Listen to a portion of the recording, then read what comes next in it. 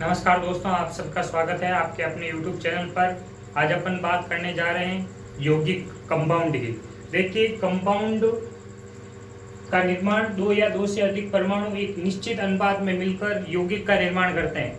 यानी दो या दो से अधिक परमाणु एक निश्चित अनुपात में मिलकर यौगिक का निर्माण करते हैं। देखिए, यौगिक जिन परमाणुओं से मिलकर बना होता है, जैसे मान लो आपके है H2, ये हाइड्रोजन तथा ऑक्सीजन से मिलकर जल का निर्माण हुआ है।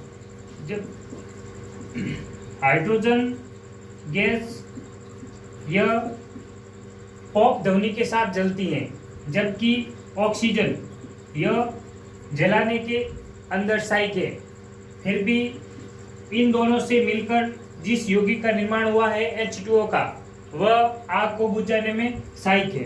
तो अपन कह सकते हैं जिन परमाणुओं से मिलकर यौगिक का निर्माण हुआ है, उनके गुण उस यौगिक में उपस्थित नहीं रहेंगे। फिर देखिए, कंपाउंड यौगिक दो प्रकार के होते हैं। एक तो होता है आपके कार्बनिक यौगिक और दूसरा है अकार्बनिक यौगिक। कार्बनिक यौगिक की बात करूं तो ये सामान्यतः कार्बन, ऑक्सीजन तथा हाइड्रोजन से मिलकर बनता है, जबकि अकार्बनिक यौगिक में कार्बन अनुपस्थित होता है, यानी इसके अंदर कार्बन उपस्थित नहीं होगा। अकार्बनिक यौगिक में कार्बन उपस्थित नहीं होता है, जबकि कार्बनिक यौगिक कार्बन, ऑक्सीजन तथा हाइड्रोजन से मिलकर बने होते हैं। यदि इनके उदाहरण देखें कार्बनिक यौगिक के, तो ग्लूकोज, सेलुलोज, प्रोटीन। ये प्रोटीन भी कार्बन, हाइड्रोजन, नाइट्रोजन तथा ऑक्सीजन, इन चार परमाणुओं से मिलकर बना होता है। अब देखिए, कुछ महत्वपूर्ण यौगिक, जैसे प्रकृति में सर्वाधिक पाया जाने वाला यौगिक की बात करूं तो आपका जल H2, यह प्रकृति के अंदर सर्वाधिक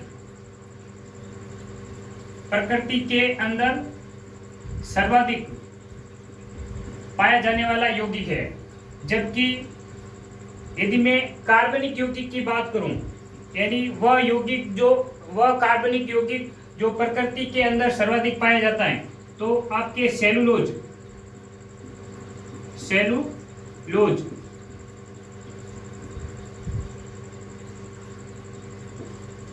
ये सेलुलोज का नॉर्मल फॉर्मूला है। सेलुलोज ये प्रकृति के अंदर पाया जाने वाला कार्बनिक यौगिक है, यानी यह सर्वाधिक पाया जाने वाला कार्बनिक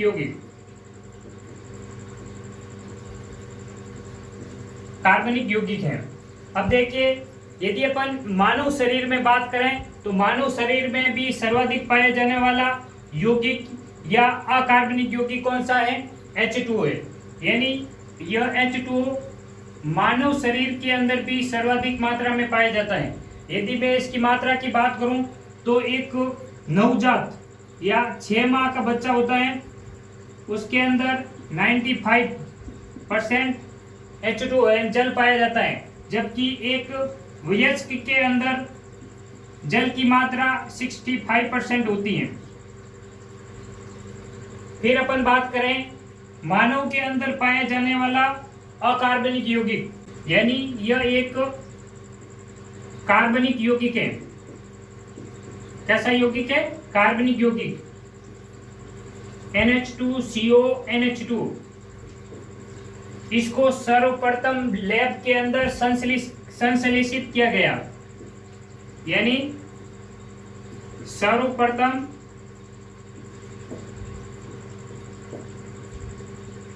संश्लेषित किया गया। बहुत अच्छा क्वेश्चन बनता है। सर्वप्रथम कौन सा ऐसा कार्बनिक यौगिक है जिसको सर्वप्रथम संश्लेषित किया गया या लैब के अंदर बनाया गया? तो आपका कौन सा होगा? यूरिया। इसका उपयोग सामान्यतः उर्वरक के रूप में, रासायनिक उर्वरक के रूप में अपन करते हैं यूरिया का। फिर अपन देखते हैं जो महत्वपूर्ण यौगिक हैं, जो अपन की सामान्य जिंदगी में उपयोग में आते हैं, उन पर बहुत अच्छे क्वेश्चन बनते हैं, हमेशा बनते आए हैं।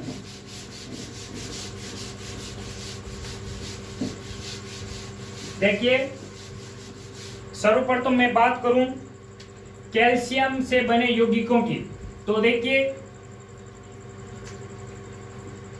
एक क्वेश्चन बनता है जिप्सम। जिप्सम इसका रासायनिक सूत्र तथा इसका उपयोग के बारे में अपन को ध्यान रखना होता है।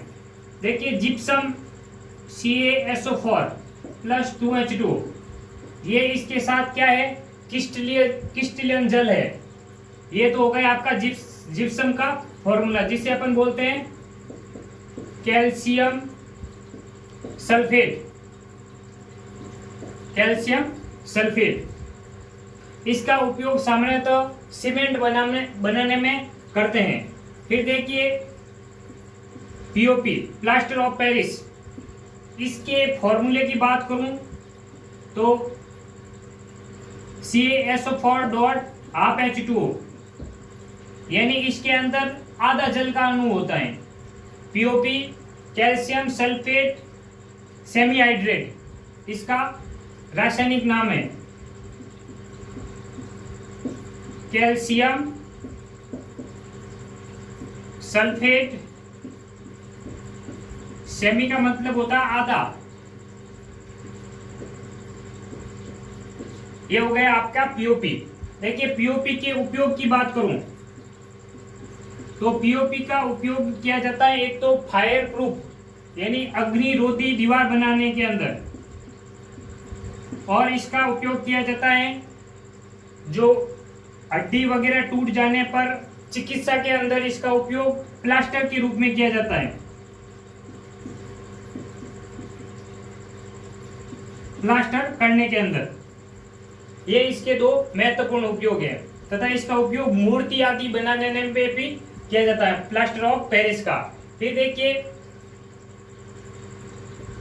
कैल्शियम के और अपन यौगिक की बात करो तो कैल्शियम ऑक्साइड, इसे अपन बोलते हैं बिना भुंजा हुआ चूना।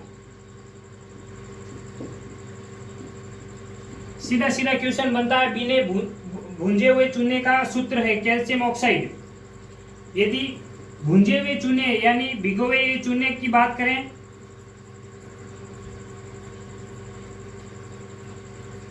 तो उसका फॉर्मूला होता है कैल्शियम हाइड्रोक्साइड। भुंजा हुआ चूना।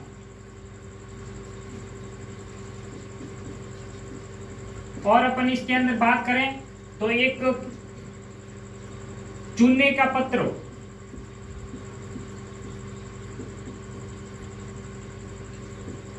इसका फॉर्मूला होता है कैल्शियम कार्बोनेट, इसे अपन कहते हैं चूने का पत्र। देखिए कैल्शियम कार्बोनेट जो आपकी चौक होती है संगमरमर आदि कैल्शियम कार्बोनेट ही है, यानी चौक और संगमरमर, इसका रासायनिक जो फॉर्मूला है वह है कैल्शियम कार्बोनेट। और मैं बात करूं इस कैल्शियम कार्बोनेट की तो देखिए जो अंडे के ऊपर व्हाइट पपड़ी है वो भी कैल्शियम कार्बोनेट की बनी होती है।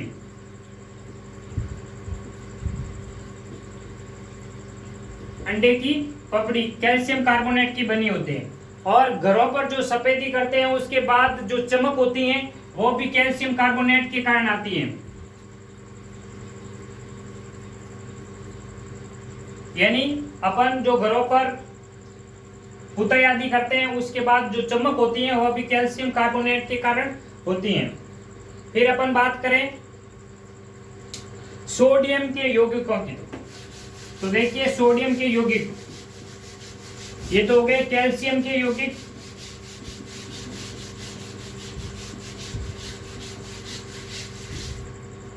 फिर देखिए सोडियम, सोडियम के यौगिक की बात करूं तो सोडियम का यौगिक है आपके सोडियम बाइकार्बोनेट, इसे अपन कहते हैं खाने का सोडा।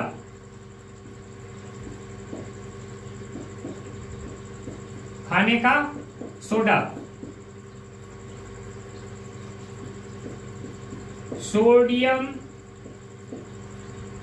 बाइकार्बोनेट। सोडियम बाइकार्बोनेट, खाने का सोडा, इसका उपयोग किसमें करते हैं अपन? खाने की वस्तुओं के अंदर सोडियम कार्बोनेट का उपयोग करते हैं। उसके बाद देखिए एक सोडा होता है धावन सोडा।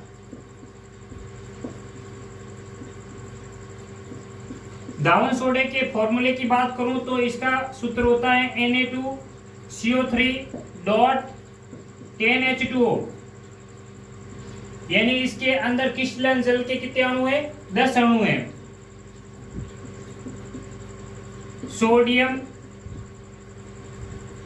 सोडियम कार्बोनेट, इसका उपयोग साबुन के अंदर, अपमार्जक के अंदर किया जाता है। यदि मैं निर्जल सोडियम कार्बोनेट की बात करूं तो उसको अपन बोलते हैं सोडा एस, निर्जल सोडियम कार्बोनेट CO3, इसे अपन बोलते हैं सोडा एस। क्वेश्चन बनेगा सीधा सीधा, निम्न में से सोडा एस का फॉर्मूला है तो क्या होगा? Na2CO3, सोडियम कार्बोनेट, निर्जल सोडियम कार्बोनेट को अपन क्या बोलते हैं? Soda S. उसके बाद देखिए एक होता है धावन सोडा, खाने का सोडा और कास्टिक सोडा।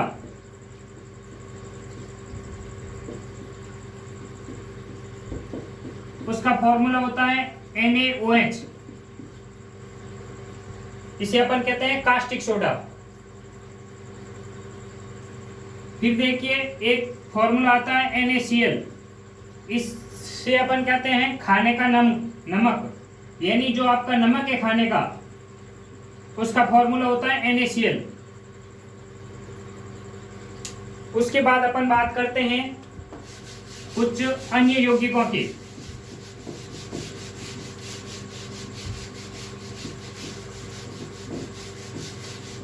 जैसे देखिए Fe, फेरम से बने यौगिक या आयरन से बने यौगिक, तो अपन बात करें FeSO4.7H2O, फेरस सल्फेट, इसे बोलते हैं अपन हराकसिस।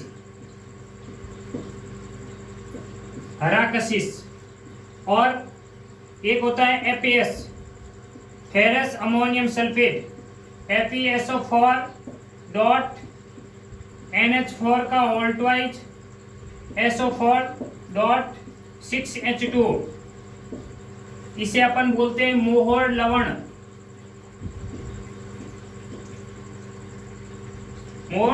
लवण। इसका फॉर्मूला अपन को याद रखना होता है। और देखिए उसके बात करूं मैग्नीशियम की, तो मैग्नीशियम का अपन को एक फॉर्मूला याद रखना है, इसे बोलते हैं अपन milk of magnesia. Milk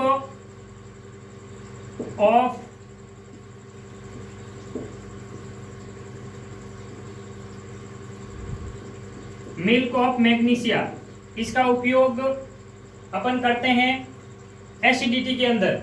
milk of magnesia, MgOH का होल ट्वाइस। ये तो हो गए आपके आयरन के यौगिक। फिर देखिए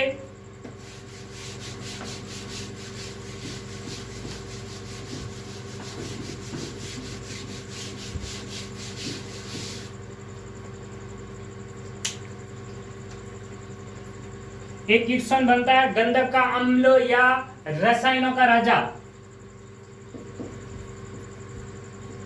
गंधक का अम्ल किसे कहते हैं? या रसायनों का राजा।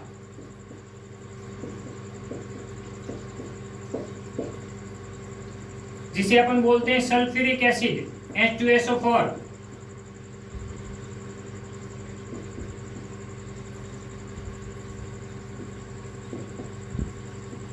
सल्फ्यूरिक अम्ल, देखिए सल्फ्यूरिक अम्ल को अपन उद्योगों के रीढ़ की हड्डी कहते हैं।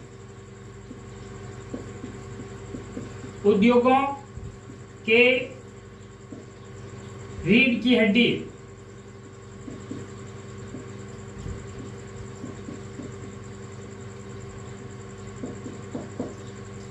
ऐसा इसलिए कहते हैं क्योंकि सर्वाधिक इसका उपयोग किसमें किया जाता है? उद्योगों के अंदर किया जाता है। किसी देश या कंट्री की उसकी औद्योगिक क्षमता को अपन देखना चाहते हैं तो सल्फ्यूरिक एसिड का उपयोग जितना अधिक होगा वह उतने अधिक उद्योग सक्षम या उद्योग अधिक होंगे। फिर देखिए, इसका उपयोग अपन लैब के अंदर भी करते हैं और जो आपके बैटरियां हैं गाड़ी की शीशा संचयक सेल के अंदर इसका उपयोग करते हैं। बैटरियों के अंदर इसका उपयोग करते हैं। फिर देखिए, एक अम्ल होता है आपके हाइड्रोक्लोरिक अम्ल। इसे अपन नमक का अम्ल या इसे अपन बोलते हैं घरेलू अम्ल।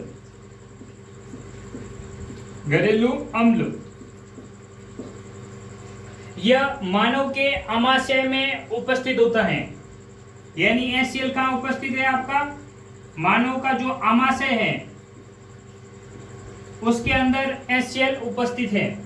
फिर देखिए, एक अम्ल है नाइट्रिक एसिड, नाइट्रिक अम्ल। इसे अपन सोरे का अम्ल भी कहते हैं।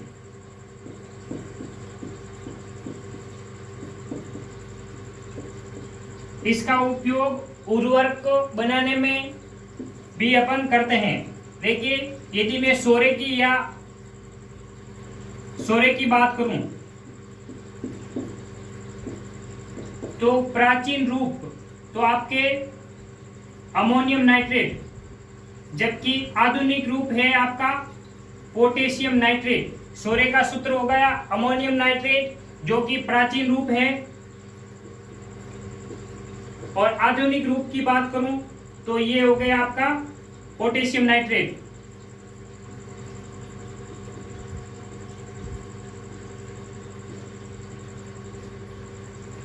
फिर देखिए, एक क्वेश्चन बनता है, रॉयल जल किसे कहते हैं? रॉयल जल या एक्वारेजिया, जिसे अपन अम्लों का राजा अम्लराज भी कहते हैं। H2SO4 को अपन कहते हैं रसायनों का राजा, तथा एक्वारेजिया को कहते हैं अपन अम्लराज।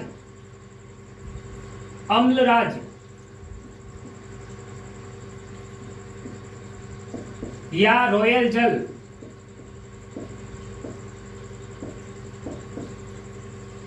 या एक्वारेजिया।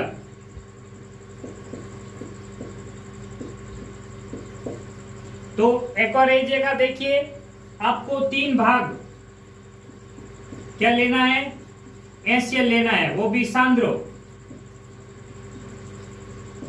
और प्लस आपको लेना है 1 भाग नाइट्रिक अम्ल HNO3, वो भी कौन सा? सांद्र अम्ल।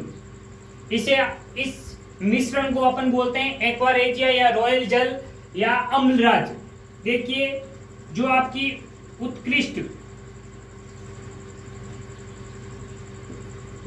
उत्कृष्ट धातुएं हैं जैसे प्लेटिनम या आपकी गोल्ड ओरम या चांदी सिल्वर या मरकरी, इन्हें अपन उत्कृष्ट धातुएं कहते हैं। यह अन्य अम्लों के साथ नहीं अभिक्रिया नहीं करती हैं, जबकि अम्लराज या रॉयल जल के अंदर इनको अपन बोल सकते हैं। यानी प्लेटिनम, गोल्ड, सिल्वर, मरकरी आदि उत्कृष्ट धातुएं भी एक्वारेजिया के अंदर विलय या घुल सकती हैं। फिर देखिए, आपके क्वेश्चन बनता है कृत्रिम वर्षा।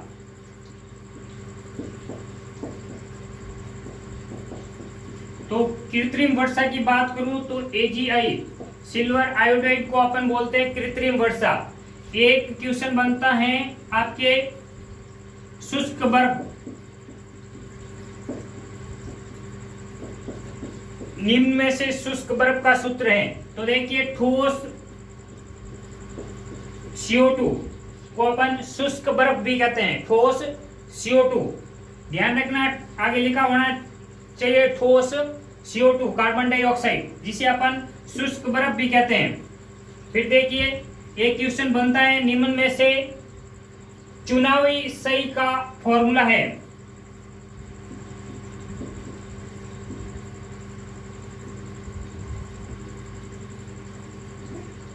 यानी जो आपके चुनाव के अंदर सही यूज ली जाती हैं उसे बोलते हैं अपन AgNO3 सिल्वर नाइट्रेट, जिसे अपन क्या बोलते हैं, चुनावी सही बोलते हैं। और देखिए एक क्वेश्चन बनता है सिंदूर। सिंदूर का सूत्र है तो मर्क्यूरस सल्फाइड, मर्क्यूरस सल्फाइड, जिसे अपन बोलते हैं सिंदूर। जबकि लाल सिंदूर का फॉर्मूला कुछ अलग होता है। यदि मैं लाल सिंदूर की बात करूं तो लाल सिंदूर है आपका Pp3O4 यानी लेड पेरोक्साइड। ये आपके LDC 2018 का क्वेश्चन है। लेड ऑक्साइड लाल सिंदूर का सूत्र है Pp3O4 लाल सिंदूर। ये शुष्क बर्फ, इसका भी कई बार पूछा गया है। शुष्क बर्फ का सूत्र है ठोस CO2 कार्बन डाइऑक्साइड। कृत्रिम वर्षा, इसके बारे में कई बार पूछा गया है। चुनावी सही, इसके बारे में भी कई बार एग्जाम में आया हुआ है। एक्वारेजिया का भी आपको ध्यान रखना है। एक्वारेजिया या अम्लराज या रॉयल जल, इसे कहते हैं अपन 3 भाग HCl तथा 1 भाग नाइट्रिक एसिड का मिश्रण क्या कहलाता है, एक्वारेजिया या रॉयल जल।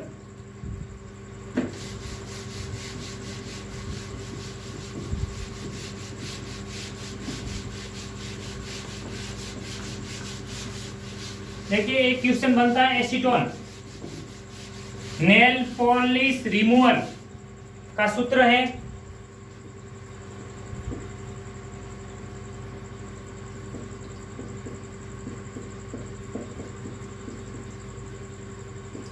नेल पॉलिश रिमूवर CH3COCH3, इसे अपन बोलते हैं एसीटोन।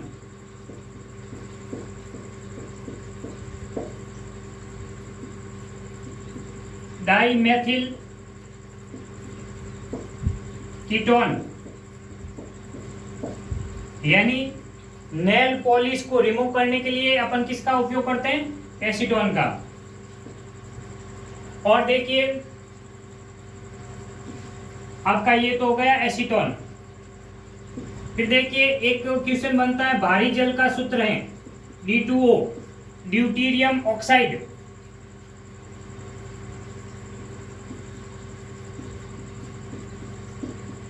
ड्यूटीरियम ऑक्साइड, इसे अपन क्या बोलते हैं, भारी जल बोलते हैं। इसका एक अणुभार आपको ध्यान रखना है, अणुभार। देखिए इसका अणुभार होता है 20, जबकि जो पीने योग्य जल है उसे बोलते हैं H2O। H2O के अणुभार की बात करूं तो उसका अणुभार होता है 18। देखिए ड्यूटेरियम यह हाइड्रोजन का समस्थानिक है।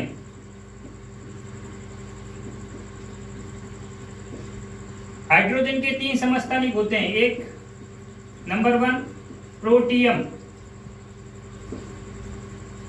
1H1, यानी इसका परमाणु क्रमांक क्या हो गया, 1, द्रव्यमान संख्या भी 1।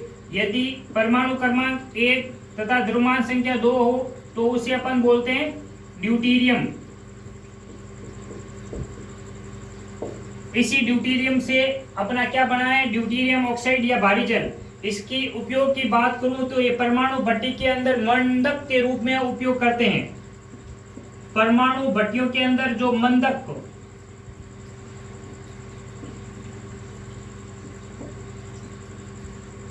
के रूप में अपन किसका उपयोग करते हैं? D2O भारी जल का, ड्यूटीरियम ऑक्साइड। और तीसरा इसका समस्थानिक है आपके ट्राइटियम। ट्राइटियम इसे बोलते हैं अपन ट्राइटियम। यानी हाइड्रोजन के 3 समस्थानिक है, एक तो है प्रोटियम, ड्यूटेरियम और ट्राइटियम। इन तीनों का भी आपको ध्यान रखना है।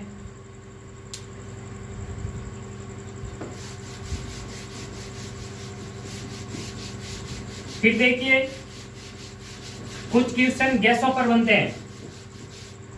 एक नीला थोता,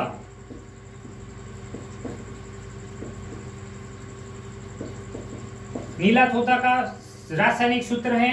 तो नीला थोता का रासायनिक सूत्र होता है कॉपर सल्फेट डॉट 5H2O। इसे अपन बोलते हैं नीला थोता, कॉपर सल्फेट। इसका उपयोग डेंड्रियल सेल के अंदर अपन करते हैं। फिर देखिए एक आपको ध्यान रखना है सिलिका। सिलिका का सूत्र है या रेत का सूत्र है, इसे बोलते हैं सिलिकॉन डाइऑक्साइड, जो कि अपन की सामान्य रेत है या जिसे बोलते हैं अपन सिलिका। उसका रासायनिक फॉर्मूला है SiO2। फिर देखिए एक है लाल दवा, जिसे अपन बोलते हैं पोटेशियम परमैंगनेट KMnO4। इसका उपयोग जल के शुद्धिकरण में भी अपन करते हैं। और इसका उपयोग अनुमापन के अंदर, रेडॉक्स अनुमापन के अंदर KMnO4 का उपयोग अपन करते हैं। और देखिए एक है पोटास एलम या फिटकड़ी का सूत्र K2SO4 Al2SO4 का होल थ्राइज डॉट 24H2O। ये आपका फिटकरी का सूत्र है, जिसे अपन बोलते हैं पोटास एलम फिटकड़ी। इसका उपयोग भी अपन जल के शुद्धिकरण में आदि में अपन करते हैं। और देखिए एक आपको पूछा जा सकता है नौसादर का सूत्र NH4Cl। ये एक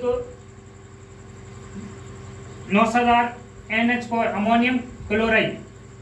और देखिए लाफिंग गैस यानी हंसने वाली गैस, जिसका सूत्र है Na2O यानी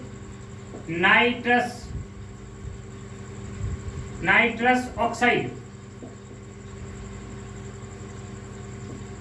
हास्य गैस या लाफिंग गैस कहते हैं अपन। और निश्चेतक या क्लोरोफॉर्म,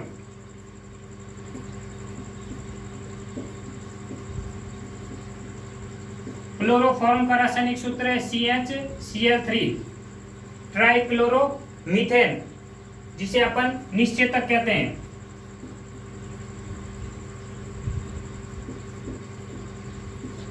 क्लोरोफॉर्म। ये तो हो गए मुख्य यौगिक जो एग्जाम में आने की बहुत अधिक संभावना है इन यौगिकों के रासायनिक सूत्र तथा उपयोग की। फिर देखिए कुछ गैसों के बारे में ध्यान रखना है, जैसे मार्स गैस, मीथेन को मार्स गैस भी कहते हैं।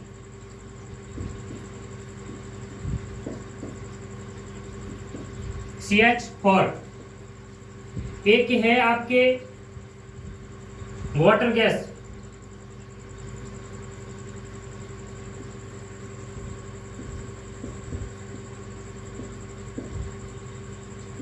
वाटर गैस की बात करूं तो CO carbon monoxide plus H2, जिसे अपन कहते हैं वाटर गैस। एक प्रोड्यूसर गैस या उत्पादक गैस की बात करूं तो CO carbon monoxide plus N2, जिसे अपन उत्पादक गैस या जिसे अपन उत्पादक गैस कहते हैं। फिर देखिए LPG लिक्विड पेट्रोलियम गैस, जो कि ब्यूटेन, जिसके अंदर सर्वाधिक लगभग 80% ब्यूटेन प्लस आइसोब्यूटेन का मिश्रण है। आइसोब्यूटेन। और इसके अंदर जो गंध आती हैं वह गंध इथाइल मरकैप्टेन,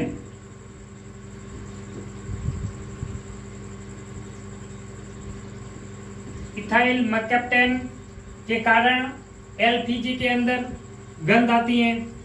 और देखिए सीएनजी संपीड़ित प्राकृतिक गैस, जो कि मुख्यतः मेथेन व एथेन का मिक्सर है।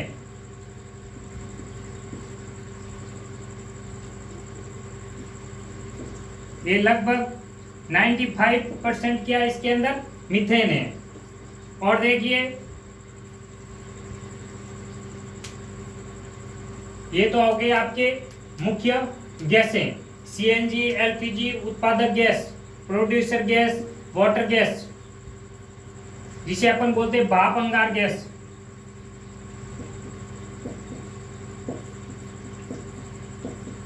भाप अंगार गैस, ये हो गई आपके मुख्य मुख्य बातें। यदि आपको वीडियो अच्छा लगा हो तो प्लीज लाइक, सब्सक्राइब और अपने दोस्तों के साथ शेयर करना।